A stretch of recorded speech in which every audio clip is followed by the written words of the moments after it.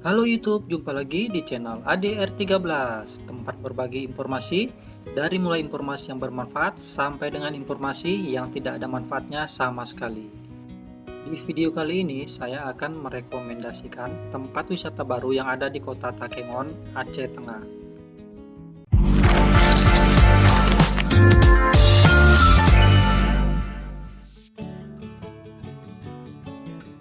Tidak perlu dipungkiri lagi, Danau Laut Tawar, Kota Takengon merupakan salah satu tempat wisata unggulan bila kamu berada di Aceh. Selain Danau Laut Tawar, Kota Takengon juga mempunyai wisata yang tak kalah populer pada saat ini, yaitu tambatan perahu di daerah Kampung Lot Kala.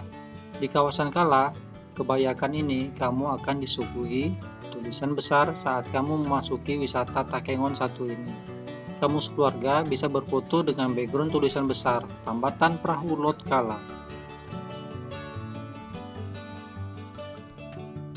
Setelah itu, kamu bisa menikmati pemandangan tepi danau yang dikelilingi beberapa perahu kecil.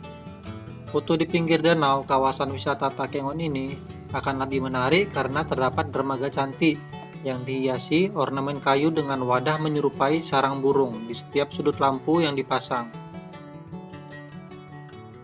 Berfoto pada saat cuaca cerah akan menghasilkan kesan indah dan menarik dalam foto kalian. Menarik bukan?